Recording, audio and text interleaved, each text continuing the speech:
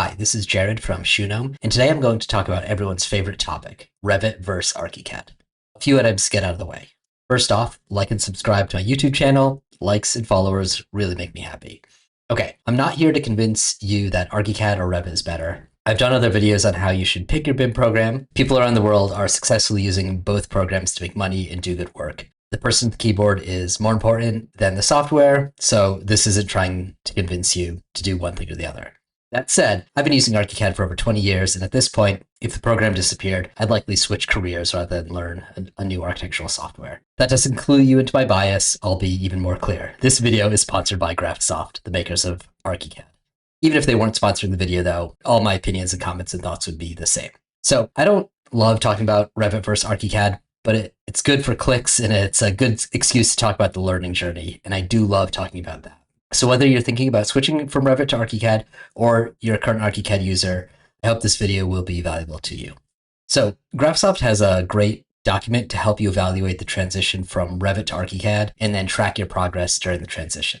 The PDF is a valuable read for everyone in the transition and learning journey, whether you're going from Revit or AutoCAD or Vectorworks to Archicad, or if you're just going from a very old version of Archicad to a new version of Archicad. If you're jumping 5, 6, 7, 8, 10 versions, you're basically learning a new software. The document is worth downloading and reviewing. There's a link in the description and hopefully on screen if I remember to add that. The guide helps smaller architecture firms evaluate the transition from Revit to Archicad, and the document is designed to help firms minimize the financial risk of the switch while maximizing the path to increased productivity during the learning curve. So it helps create a plan for the transition and the exploration of this new software, which is great. So often firms jump into new workflows and test new software with nothing more than a dream of being experts in a very short time, and they don't actually have any sort of plan. So having a plan is so important. I probably have already mentioned this, but I was just going to say it again. Winging it is a very bad idea, both for learning and production. Here's where I say something, something, something, something. Download the Shunome Open template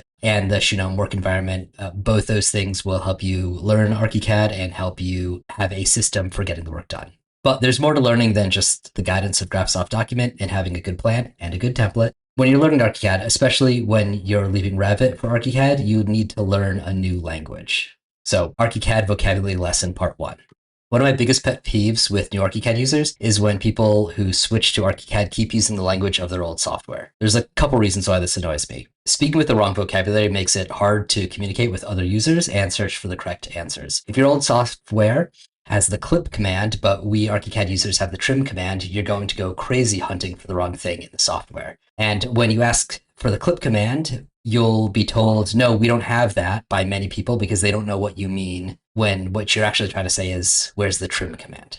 Speaking with the wrong vocabulary places your learning in reference to your old tool. This is also really problematic. Your old software experience is super valuable, but it can also be an anchor. When learning Archicad, think about your old tool and assume that what you did in Revit can be done in Archicad. Just know it's going to be different. Don't say, since I did X in Revit, I must be able to do exactly the same thing in the same way. And if I can't do it exactly the same, then Archicad is dumb. That's bad. It doesn't help you learn the software.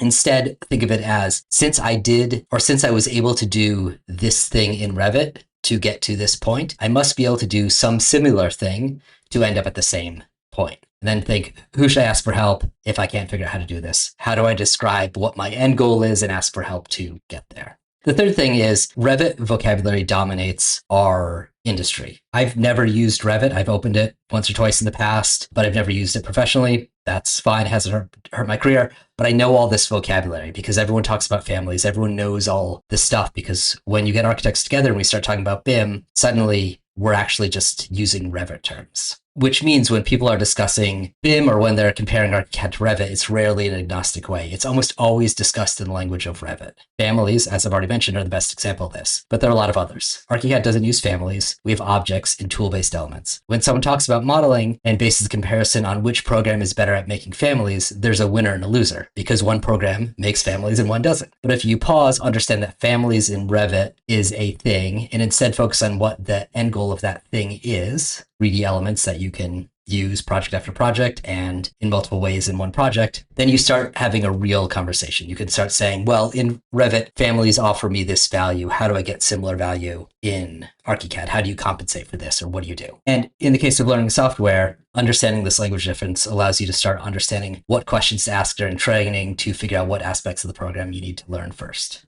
Speaking with the wrong vocabulary sets up a situation where there's a right and a wrong way to use BIM, which drives me crazy. Using Revit language when talking about Archicad creates confusion and sets up an antagonistic relationship where Revit is seen as the correct way of doing things and Archicad is the weird or wrong way.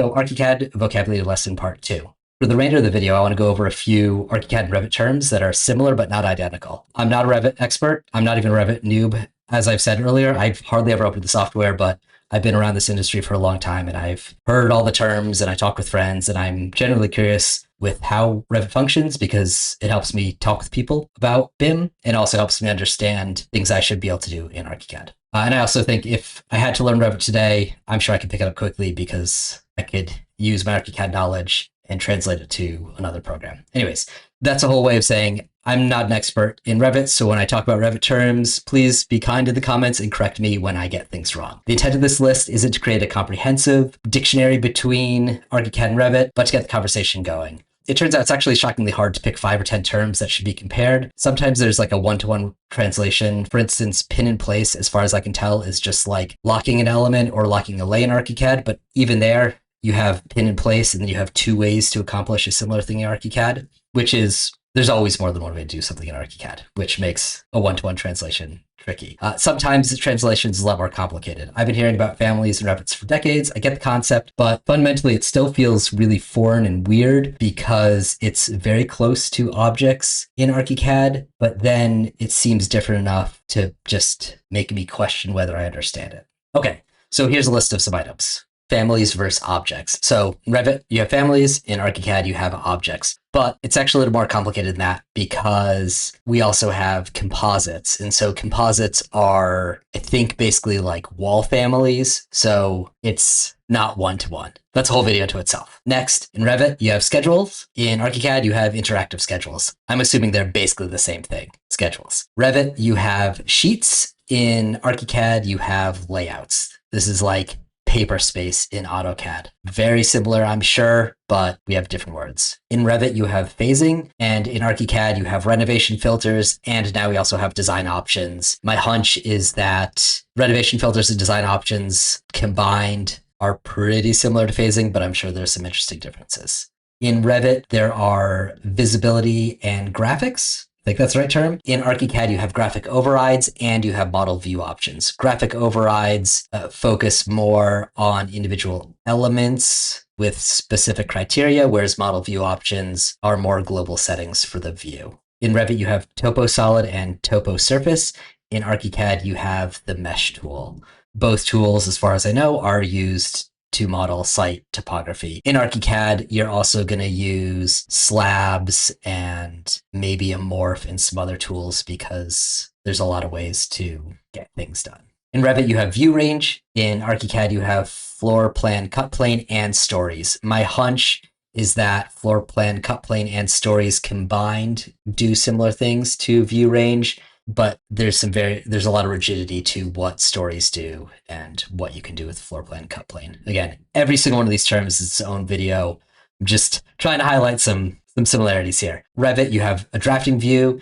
In Archicad, you have a worksheet or a detail view. All of these are 2D workspaces disconnected from the 3D model. Okay, so in Revit, you have property types, and in Archicad, you have favorites and element settings. If I understand it right, property types are like saved setting groups of a family, whereas favorites are a way to set up basically any element, whether it's an object or a tool-based element in Archicad, and save the settings so you can always go back and reapply those saved settings. A big difference, again, I think I'm understanding this right, type properties, if you change that type property, it propagates out to all the placed versions of that, whereas in Archicad, if you update a favorite, it doesn't update the placed element.